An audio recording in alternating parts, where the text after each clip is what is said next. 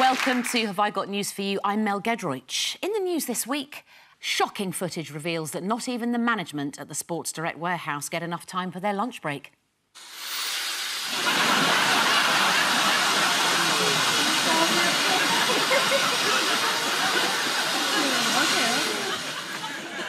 In Saudi Arabia, traditionalists' worst fears are confirmed that letting women drive on the roads was just the thin end of the wedge.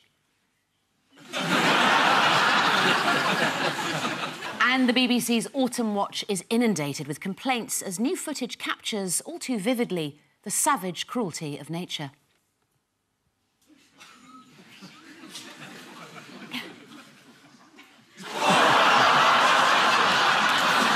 On Ian's team tonight is a comedian who was recently described by one critic as hamster-cheeked. I disagree, I think he's got a lovely bottom. Please welcome Hal Cruttenden.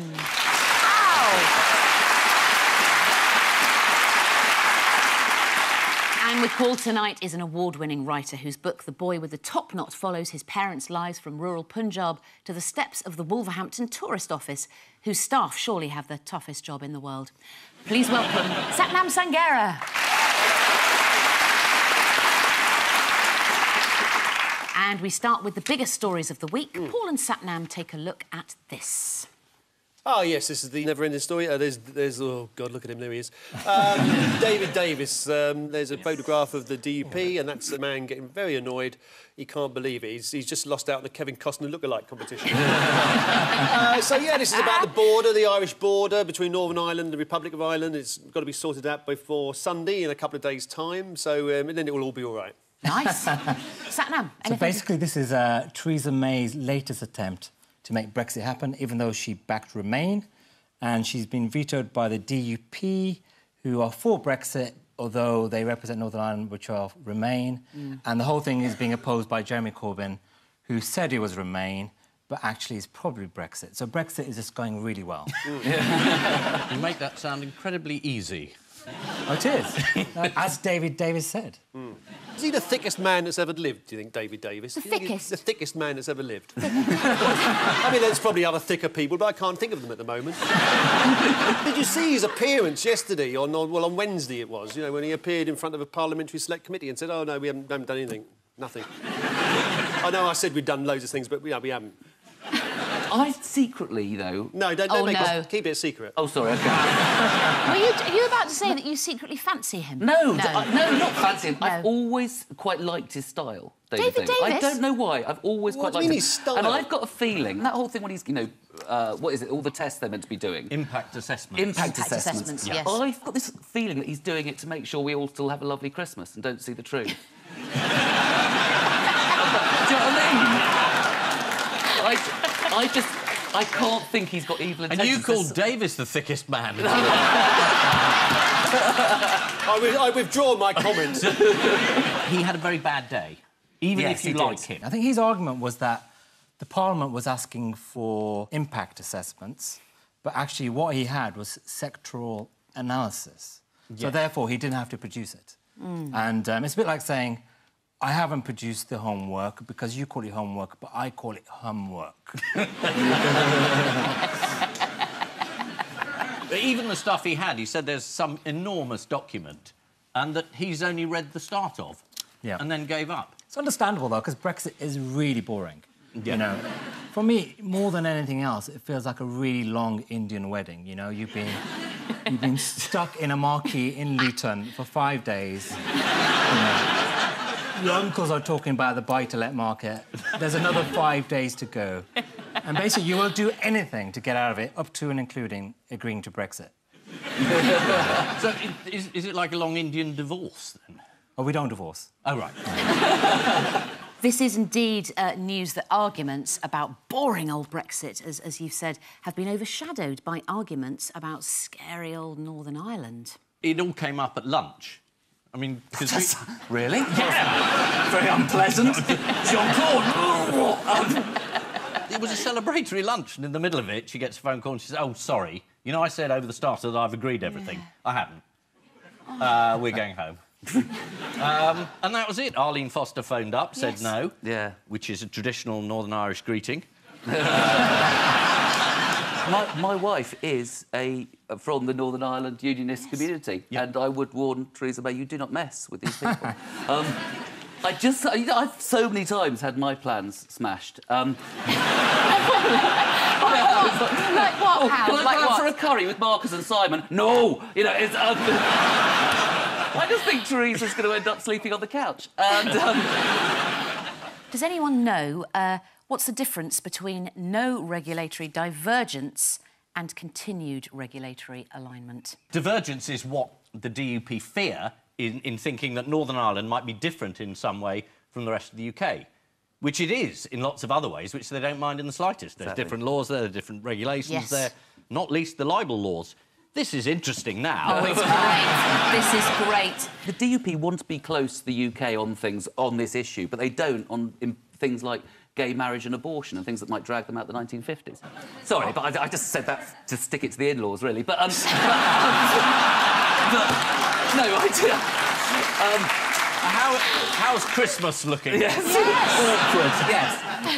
Good. I might get very ill and not be able to go.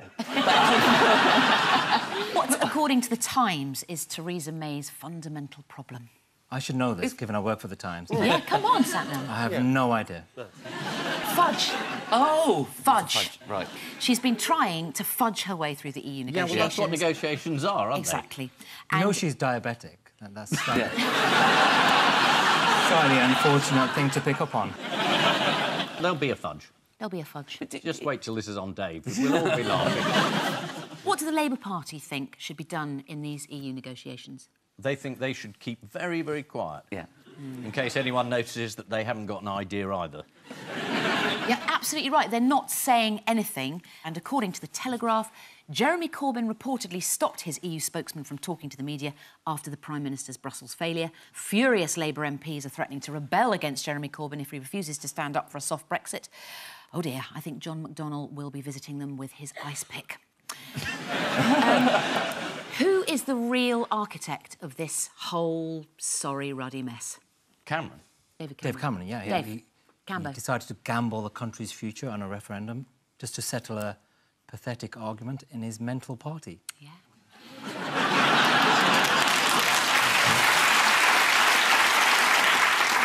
I think we send the letters about BBC Bias to you.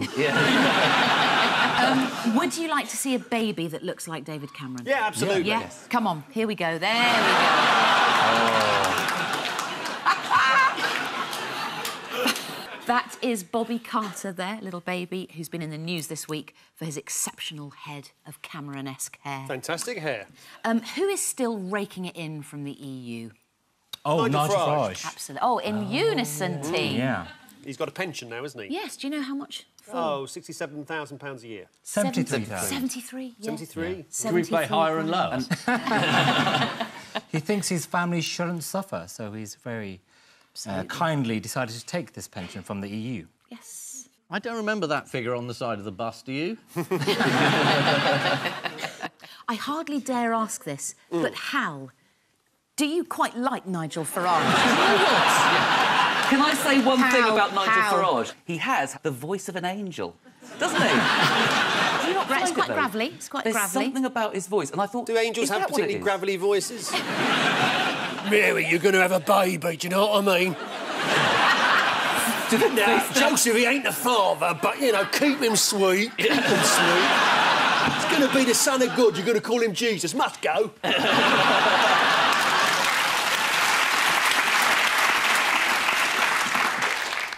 Although, news just in, the government has just proposed a new draft agreement and they are discussing it with the DUP as we speak. Has it all been settled? Oh, thank goodness for that. All that cynicism. Quite right. Good old Mrs May sorted it out.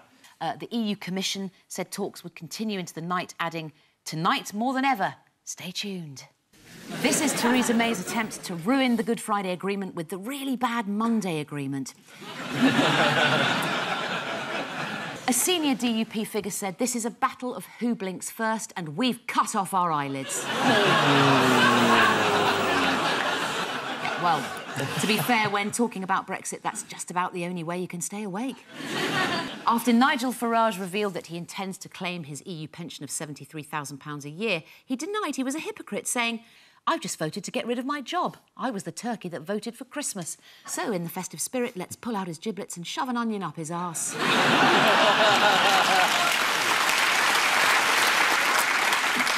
Ian and Hal take a little look at this. Yes, this is people logging in to important sites, private. Yes. That's a magazine with one word left off it. Never seen it. Oh, here we are. It's the police. Time to invade the House of Commons. This is how policing in Britain works. A man was apparently accessing porn 9 years ago, legally, and the police found this out, waited, and then released the information, which was confidential, into the public domain later for their own purposes. The policeman was called Bob Quick, which, given he took 9 years to report this, It's also slightly quite amusing. It's also slightly pornographic, Bob Quick, isn't it? It's what you need to be if you're watching porn at work, Yes. isn't it? No, you're absolutely right, Ian, and how this is the ongoing scandal over claims pornography was found on Damien Green's House of Commons computer. Neil Lewis, who was responsible for seizing and analysing Green's computer at the time, he sparked controversy this week after disclosing confidential information gathered during the investigation. Lewis said he found thousands of pornographic thumbnail images, which does sound a bit weird, but if it's what you're into and it's not harming anyone, then I'm cool with that. Why are Damien Green's troubles particularly difficult for Theresa May? She was very good friends with him at university. Yeah. That's it, isn't it?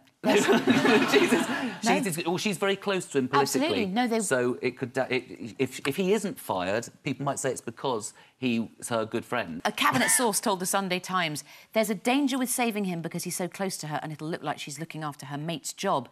There's also a danger that they keep him and then you have to get rid of him 2 weeks later if something else comes out. You get covered in shit twice." And I bet that was on one of the videos. Yes!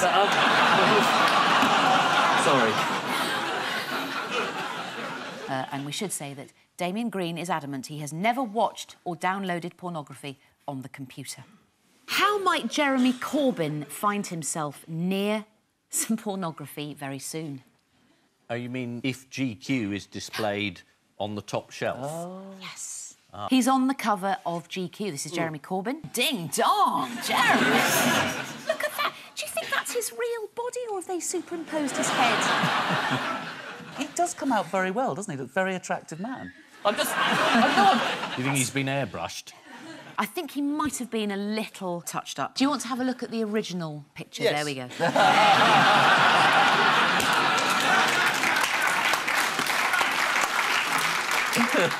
According to editor Dylan Jones, taking the picture was as difficult as shooting any Hollywood celebrity. Dylan Jones, by the way, wrote the most sycophantic book about David Cameron in the history He's a bit of a right-winger, isn't he? sycophantic books. Yeah. Do you think they did it hoping it would backfire? So they did him up, thought it'd make him look ridiculous. Oh, no. And actually he turns out to be a bit of a stunner. It's a strange editorial approach, putting people on the cover just to laugh at them. Really? I mean...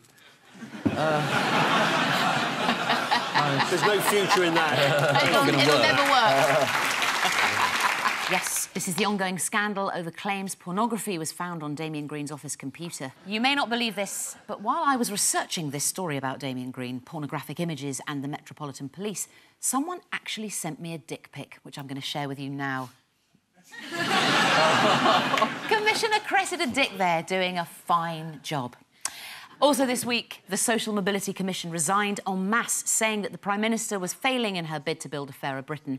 When she came to power, Theresa May promised to help those who found themselves just about managing, little knowing that 1 year on, that would be her. Right, and so to round two, the picture spin quiz. Fingers hovering over the buzzers, teams, please. This is Donald Trump, having sorted out gun control in America and healthcare. He's now decided to sort out the Middle East. And I'm sure the man who can't even find Theresa May on Twitter is capable of sorting out one of the most deeply entrenched political problems in human history. He has united almost the entire world, though, Yeah. Against him. Against him, yes. This is the news that the United States have formally recognised Jerusalem as Israel's capital city and plan to relocate their embassy there. How has this gone down with other Middle Eastern powers? It's a huge button in the last 50 years. Don't press it. And Trump goes, ooh, yeah, bang. I'm hoping this embassy is a bit like the wall. A sort of invisible... It's in his head, wall. largely. It's in his head, yeah. And also, you've got to get someone to years. build an embassy in Jerusalem. Anybody fancy that as a construction job? Let's get the locals to do it. No, I don't think so. I know, let's get some Mexicans to build it. No, there have been a lot of reactions from other Middle Eastern powers. The Palestinians have called it the kiss of death for the peace process. Turkey said it would plunge the region and world into a fire with no end in sight. Well, the Organisation for Islamic Cooperation have accused Trump of naked aggression, which I don't think really... No one wants to see that, Donald. Please. Trump made an announcement at the White House. What did some viewers think his speech revealed about him? That he has dementia. So close, the word. It's not dementia, it's denture. Oh, wow. They think he might have dentures. Let's have a look. The message I delivered at the historic and extraordinary summit in Saudi Arabia. I asked the leaders of the region, political and religious, God bless the United States. Thank you very much. Do you know, it almost looks there like Mike Pence is working his hands. That he's got his hands to his jacket and he's doing that. There's something going on with the bottom rung, though, isn't there? Yeah. There's something... Are you suggesting it's the teeth that are actually making the speech? That he's somehow prisoner of his own canines? He's got the teeth of Hitler. I can see the film now. They saved Hitler's teeth and bunged them in Trump's mouth. He probably wanted to say, I just wish you all a happy Christmas, and it all came out as, you know... Why is Trump doing this now? Why now? He's having certain problems with a man called Flynn. And this week he seems to have tweeted and landed himself into a load of trouble. And some people are saying he's actually admitted to obstructing justice inadvertently. And his staff's defence of this is that he didn't actually write the tweet. Yes, it's going to be quite ironic that this man who tweets his innermost thoughts may have accidentally shot himself in the foot because he said that the reason why I had to sack Flynn was because he lied to the FBI. Yes. And then the next day, after sacking Flynn, he then had a meeting with the head of the FBI where he told him to drop the case, which would be an obstruction of justice if he knew he'd lied to the FBI. The tweet actually said, I had to fire General Flynn because he lied to the Vice President and the FBI. He's pled guilty to those lies. It's a shame because his actions during the transition were lawful. There was nothing to hide. Which, admittedly, does sound like the words of a top criminal defence lawyer. Well, if you go back to that tweet for a moment as well, there's a point that somebody else has made that when he has pled, lawyers don't say pled, they use the word pleaded. Yes, pled is odd, isn't it? Yeah, That's his teeth. Yeah. He was trying to type pleaded, but it's impossible with those dentures. He's got the teeth of Hitler and the hands of Mussolini. Why does it not really matter whether Trump sent the tweet or not? Because we're all going to die in World War III. Yeah. According to Trump's legal team, as Trump is the country's chief law enforcement officer, he cannot obstruct justice. That's what Nixon tried to say as well. Yeah. So when you're sort of quoting Nixon's defence... Why might Hillary Clinton be happy and bobbish at the moment? Because Flynn led the chorus of lock her up, lock her up. Let's have a look. Lock her up. That's right. Yeah, that's right. Lock her up. I'm going to tell you what. It's unbelievable. It's unbelievable. If I did a tenth of what she did, I would be in jail today.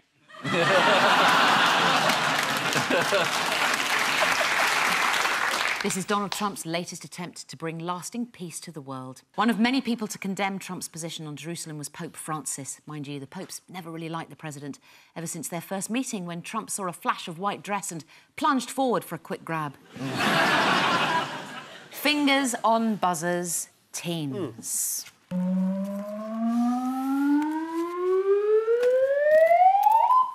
Oh, No! There's a guy who has, to show how TripAdvisor can be manipulated, just got all his friends to say this, whatever the restaurant was called, Marco's Spaghetti House or something. The Shed. The Shed, was it called The Shed? And so to tweet about it and sort of say, oh, this was really good, and they got to the top of TripAdvisor, but it actually didn't exist. Absolutely right, Paul. This is the news that a fake restaurant in a shed became London's #1 rated eatery on TripAdvisor. How did the Shed at Dulwich describe itself? Fusion. Bit more pretentious. The Chateauneuf de Pape had an aroma of creosote. Its fake website explained that they don't have a traditional menu per se. Instead of meals, our menu is comprised of moods. Here are some pictures uploaded to the TripAdvisor website. Can you guess what this is? It's creme brulee or something, is it? Is it salmon? It's actually a bleach tablet covered in honey, shaving foam and pepper. And what do you think this food is? A rabbit's been over that, hasn't it? No, it's a sponge covered in paint with shaving foam and coffee beans. And finally, what is this? Is it like the stuff on it is like from the bottom of your feet when you rub your feet with a... Is it a joke shop egg? This is an egg on a foot. It was his feet. In other fake food news, popular meat substitute manufacturer Quorn have been criticised for their packaging this week. Dan Douglas bought some mini Quorn sausage rolls and then tweeted, "Have you ever seen anything so brazen?" The sausage rolls claimed to be a pack of 12, but then Dan read the small print. 12 mini rolls when cut into 4s. So good. That is brilliant. It is brilliant. Time now for the odd one out round. Your 4 are Piers Morgan, Yes. Vicky Pipe and Jeff Marshall, a demolition company in Detroit, and a Belgian performance artist, Mikish Popper, who's called Mike Popper, but I like saying Mikish Popper. OK. So Piers Morgan at the top there seems to be eating toast. Maybe he's choking on the toast. The demolition company in Detroit... They failed to blow up a stadium. It's got to be that, isn't it? Because there wouldn't be any story and they did blow up a stadium, unless, of course, they hadn't been commissioned to do that. So let's go with that, then. Let's say they didn't blow up the stadium. And that couple, I think, have an ambition to visit every railway station in Britain. So is it about people who want to be completist? Obviously, Piers Morgan wants to annoy every person in Britain. So he's achieved that. Yeah. 3 of them have achieved complete missions, whereas the Detroit company failed. That's not a bad answer. We'll go with that. It's so close. You might as well give us the points, then. It's actually it's more about failure, guys. It's What about failure? about So failure. Piers Morgan failed to choke himself to death, despite sponsorship. The people at the top failed to visit every railway station. No, they went to see every railway. They visited every railway station. Every railway station. So they're the odd ones out because they succeeded and everybody else failed. Yeah, absolutely right. They've all failed to complete a task apart from Vicky Pipe and Jeff Marshall, who succeeded in their task to visit every train station in Britain I this bet they summer. didn't mean to. It's not that interesting a thing to do, though. Well, I suppose it is, but you wouldn't want to spend Christmas with them, would you? You're so nice. No, not when you We've could been have to every David Davis station. come round. That'd be the real treat, wouldn't it? You wouldn't know what to stuff first. Let's move on to the failures. Yes. Piers Morgan was hired to turn on the Christmas lights in Stockbridge in Hampshire. After the Christmas lights in Stockbridge failed to come on, Piers claimed, "I did my job faultlessly. The people who didn't do their job correctly were the people who sabotaged the system." Of course, the real failure was not connecting the live wire to Piers's genitals. Let's have a look at Piers failing. OK, here we go, Stockbridge. You ready for this? Count after me. 5, 4, 3, 2, 1. Let's go.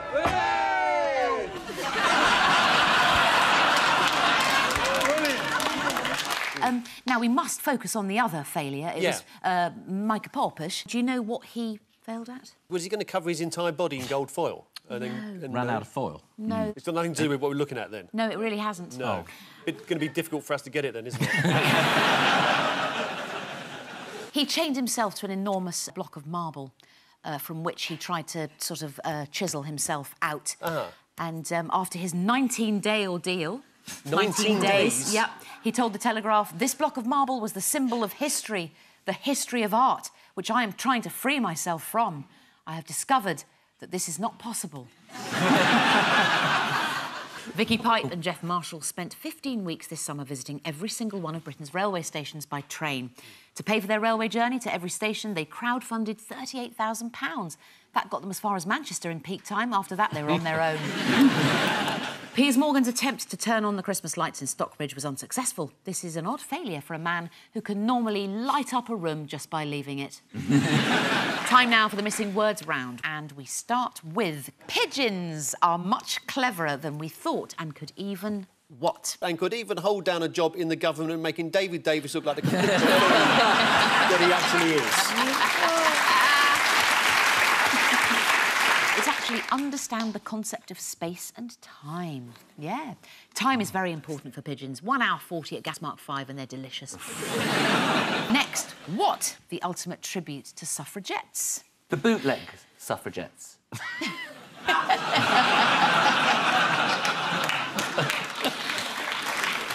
It's all-female Big Brother.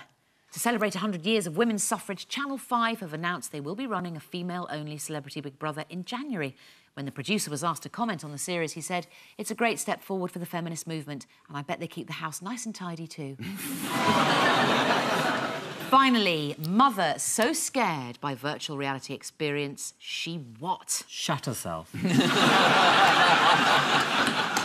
Grabs wrong end of dog. This is good. Let's have a look at this important moment.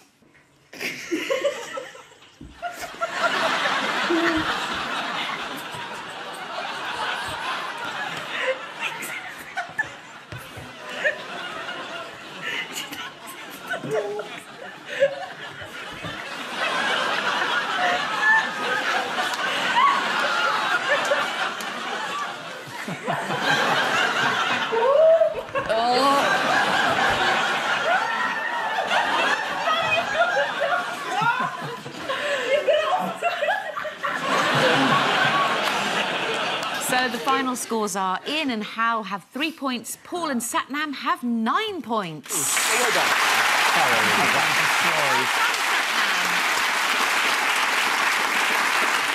And I leave you with news that in Sussex, locals realise that Southern Rail are already operating on a Christmas timetable. At the launch of a new iPhone charger, Apple once again create a product incompatible with anything else. And in New York, evidence emerges that once a year, like other reptiles, Donald Trump sheds his skin. Good night.